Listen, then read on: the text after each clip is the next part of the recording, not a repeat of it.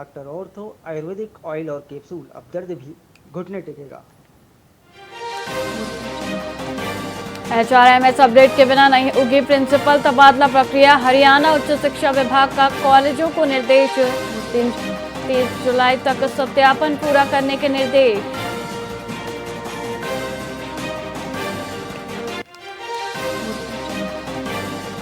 हरियाणा के 15,000 क्लर्कों को राहत, बेसिक पे में होगा 3 इंक्रीमेंट का विलय। सरकार ने जारी किया नया आदेश।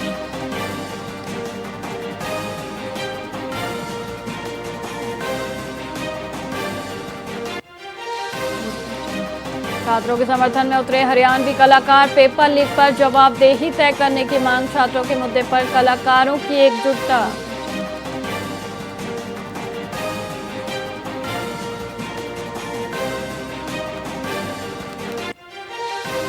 सुशांत सिटी मामला बैठक में गरमाया। ग्रीवेंस कमेटी बैठक में लोगों ने उठाए सवाल।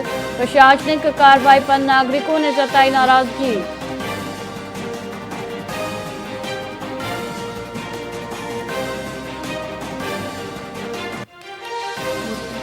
हरियाणा में मानसून फिर हुआ सक्रिय। कई जिलों में सुबह से बारिश जारी। मौसम विभाग ने लोगों को सतर्क रहने की सलाह दी।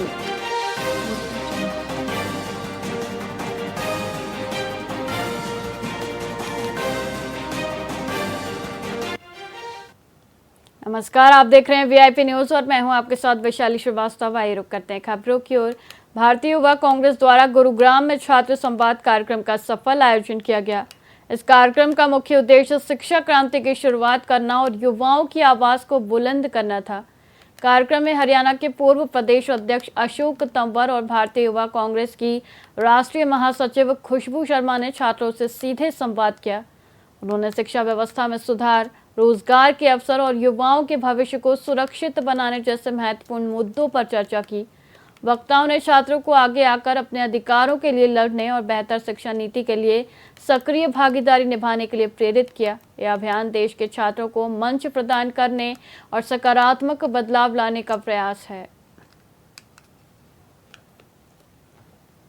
आज आप सब जानते हैं, पिछले करीबन 1 महीने से कांग्रेस पार्टी जब से नीट का पेपर लीक हुआ और बार बार वो पेपर लीक हो रहा है, राहुल जी ने एक छात्रों की गूंज नामक ये कार्यक्रम शुरू किया पूरे देश में। कोटा से इसकी शुरुआत हुई और लगातार अब अलग अलग जगह वो छात्रों से खुद भी संवाद कर रहे हैं। पिछले दिनों वो देहरादून गए, दिल्ली के अंदर भी कल भी हमने देखा कि जिस तरीके से आज लोकतंत्र को कुचला जा रहा है, जिस तरीके से संविधान की धज्जियां उड़ाई जा रही है, जिस तरीके से जो नौजवान पीढ़ी है हमारी, जो इसके देश के कर्णधार भी है और जिनकी सबसे ज्यादा आज युवाओं की आबादी है।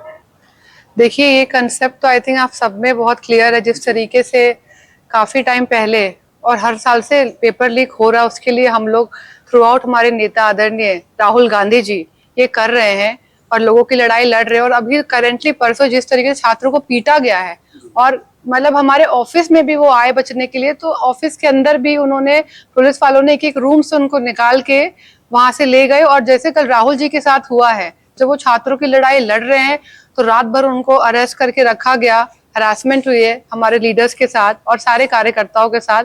ये तो एक अभी का एक इवेंट हुआ है जो प्रॉब्लम हुई है, लेकिन शुरू से काफी महीनों से हम छात्रों की गूंज ये कर रहे हैं। 2 महीने हो गए, पूरे इंडिया में हो रहा है। फरीदाबाद के लघु सचिवालय पर कांग्रेस ने नीट परीक्षा में कथित अनियमितताओं के विरोध में जोरदार प्रदर्शन किया। जिला अध्यक्ष बलजीत कौशिक के नेतृत्व में सैकड़ों कांग्रेसी नेताओं और कार्यकर्ताओं ने केंद्र सरकार और शिक्षा मंत्री धर्मेंद्र प्रधान के खिलाफ जमकर नारेबाजी की। प्रदर्शनकारियों ने मंत्री के इस्तीफे की मांग करते हुए सरकार विरोधी नारे लगाए। मौके पर किसी भी अप्रिय घटना से निपटने के लिए भारी पुलिस बल भी तैनात किया गया था। इस दौरान विधायक रघुवीर तेवतिया और पूर्व मंत्री करण सिंह दलाल भी मौजूद रहे।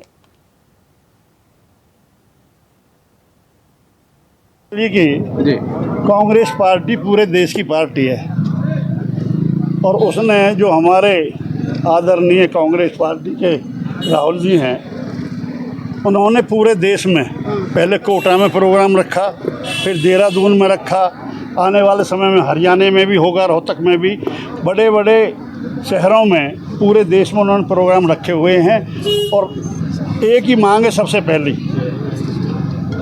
धर्मेंद्र प्रधान जी को, शिक्षा मंत्री जी को इस्तीफा दें। भाजपा सरकार छात्राओं की बात न सुनकर नीट पेपर लीक कराती है, सीयूईटी का पेपर लीक, जो पेपर लीक का जो पूरा भंडाफोड़ चल रहा है और जो नेक्सस चल रहा है उसके विरुद्ध जो हमारे छात्रों का जो जिस तरह से बर्बरतापूर्वक दमन किया गया कल जंतर मंतर पर, और उसके विरोध में जब राहुल गांधी जी हमारे और आदरणीय अध्यक्ष जी श्री खड़गे जी जब वहाँ शांतिपूर्वक आंदोलन कर रहे थे तो उन पर भी लाठीचार्ज किया गया।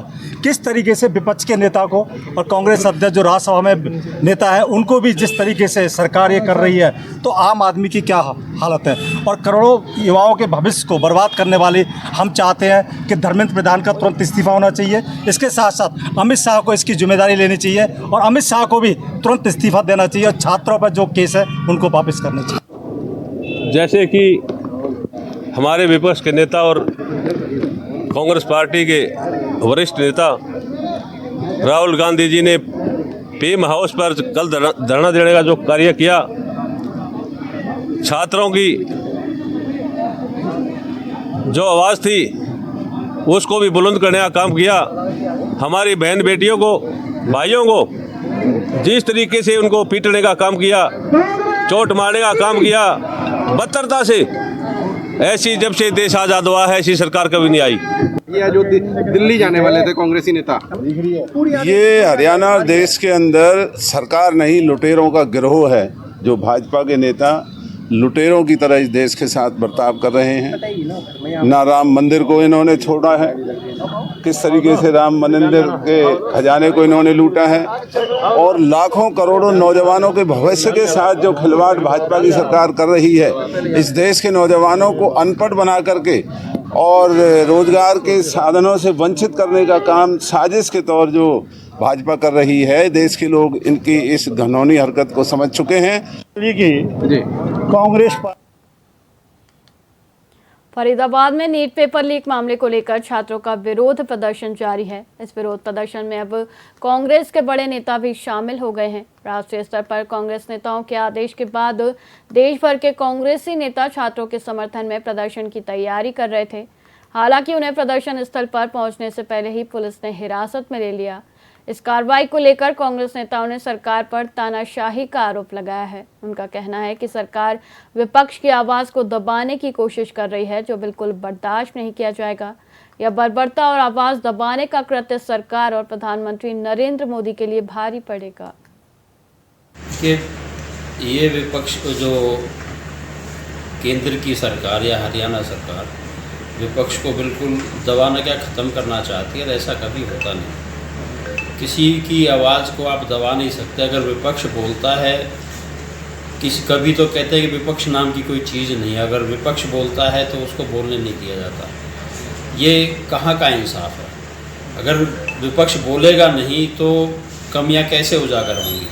अब से पहले भी सरकारें रही हैं, ऐसा नहीं कि कभी हमेशा कांग्रेस की रही, बीच में सरकार दूसरी भी आई, भाजपा की भी आई, मिलीजुली भी आई, पर इतनी बड़ी तानाशाही कहीं नहीं देखी। कि मैं सुबह उठा तो मेरे घर पे गेट पे 4 बजे से एक काली स्कॉर्पियो खड़ी हुई थी। गेट खुला तो बोला जी, मैं भाई कारण क्या है? बोला जी ये बात है। अच्छा भाई अब आप बैठो, क्या आप कहीं जा नहीं सकते? ये कौन सा तरीका है? कि ये विपक्ष को जो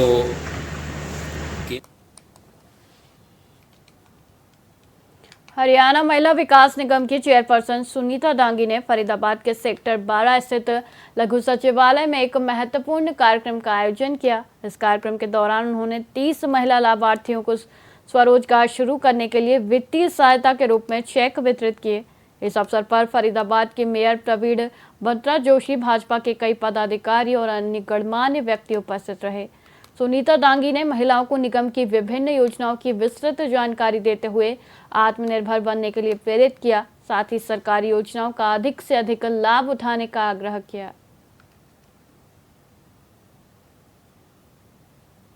सबसे पहले तो हम हमारे प्रधानमंत्री जी और मुख्यमंत्री जी का धन्यवाद करना चाहते हैं।